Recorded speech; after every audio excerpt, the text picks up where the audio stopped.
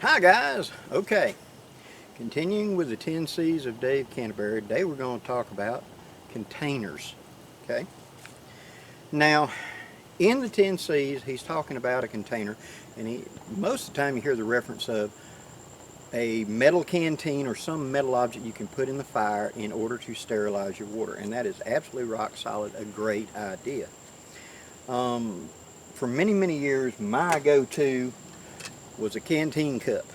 I didn't carry a metal canteen, I carry an Nalgene canteen, but this, as you can tell by all that soot on that thing, this is a well-loved and trusted old friend. I cooked in it, I processed water with it, I dug with it, I did everything. So this container gave me so many options in the field. Now, what does such a container bring to the plate? One, I can take water and boil it to sterilize it. Two, I can cook in this container. Three, I can carry things in this container with the lid on it. Four, I can dig with this container. Five, I can bake in this container in the colds. Six, I can use this container as a signaling device, banging things in it, or putting some rocks in it and take the handles and rattle it as a signaling device. There's all kinds of options from a container. Now, I know somebody's going to say, and it's very true, because you see it a lot in the Pathfinder videos where people have gone through the school and etc. of making char cloth. And yes, you could, like this, make char cloth. I, however, don't use char cloth. If I'm going to make that, I'm going to make char, which is made from firewood. Punky firewood.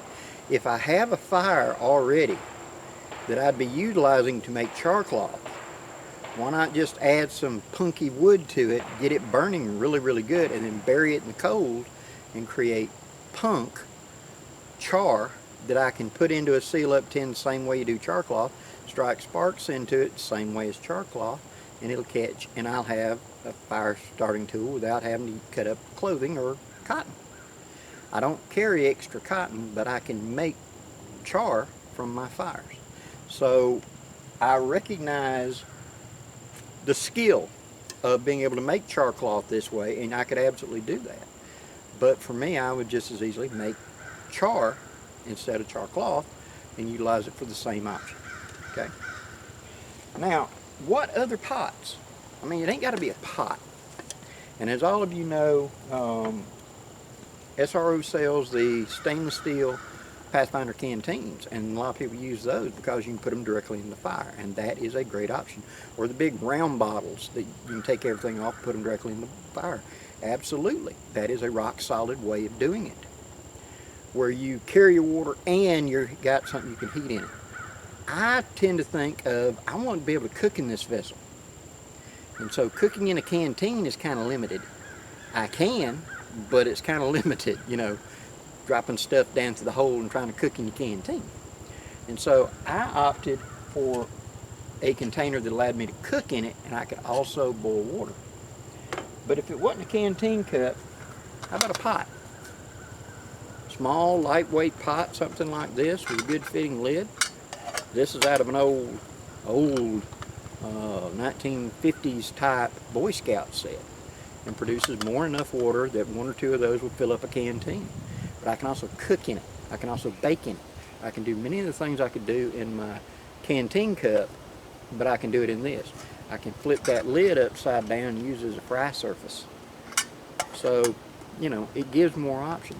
The container is simply a loose term to denote something that I can boil water in, something that I can carry water in from A to B, because perhaps my camping site is not next to my water source, or it's so difficult to get down to that water source.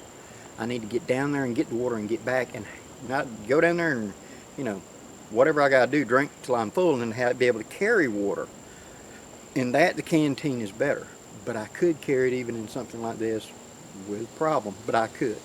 Okay, I carry a Grail as my canteen, so to speak, and it gives me the option of processing my water. So I don't need to boil water. That allows me to keep cold water, because I can take a cold water source and just go ahead and be able to drink it immediately, not have to wait for it to cool off, which is a big thing here in my South. But with some sort of pot, it becomes, I still have the water, but I now also have the cooking capability, the baking capability, and all the others. So in many ways, a little pot would be better than a canteen. Okay? Now, it don't have to be the stainless steel. This is that titanium set that I showed in an earlier video, and I am coming back to that. We are going to be doing tests with that this week, building a fire and etc. But this little stove canteen set with the lid allows me to have all of the pluses of being able to carry water and being able to cook, bake, etc. all in one container. I can dig with it if I had to. All of it gives me the most options. It's kind of hard to dig with a canteen. Canteen cup you can dig with. Kind of hard to dig with a canteen though. So this is one of those simple statements. What is your container? It could just as easily as being, what is your cooking device? Subheading, what is your cooking device? What is your water carrying device? What is your, da-da-da-da, all the above I just said. That one statement of container gives you that option. Because it means I can contain and carry something. Maybe it's food. Maybe it's to gather food, gather berries or whatever, and edibles, and put into that cup, and therefore process me a meal. It's the maximum amount of thing. You do not have to have a container to cook food. Okay. In fact, in the 1940s Boy Scout handbook, one of the things for becoming a first-class scout was, or it might even have been a tenderfoot, was you were given a pound of meat and a pound of vegetables of some kind, and you had to build a fire without a match and cook that vegetable and meat and serve it to the rest of your troop or your scoutmaster to prove you could do it. Well, how do you do that? Real simple. You cook it in the fire. You either make a bed of coals and lay the meat directly on the thing and make caveman steak, or you put it on a spit and put it up beside the fire on sharp sticks and let it cook that way. Same thing with the vegetables. You get the fire going, dig a hole, put it in the coals, bury the ash over, and put the fire back on top of it. You do not have to have a container to cook in, although it's very, very convenient. I have cooked fish and things that I've caught on the bank before where it was a pretty good sized hunk of fish, and I only had a canteen cup. So I took mud and built up a good fire, got a good bed of coals, got the ground good and hot, and I just took mud and packed real thick, sticky mud on both sides of the gutted fish and sat it into the fire and covered it with a fire and cooked it that way. After 30-40 minutes, raked the fire out of the way, slowly peel down, and the skin come off and left a nice pretty white meat.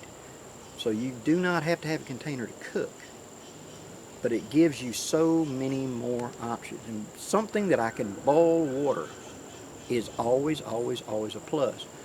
The Grail is fantastic at processing the water, but if that filter completely clogged up, if I lost it, if whatever, having a container of some kind allows me to still be able to process water for my consumption and get me back home. So it's a little bit of a fail-safe, and it's a little bit of a convenience. It's a lot of options in one small package. And so that's the reason when you're going down your list, I always say, what's the container?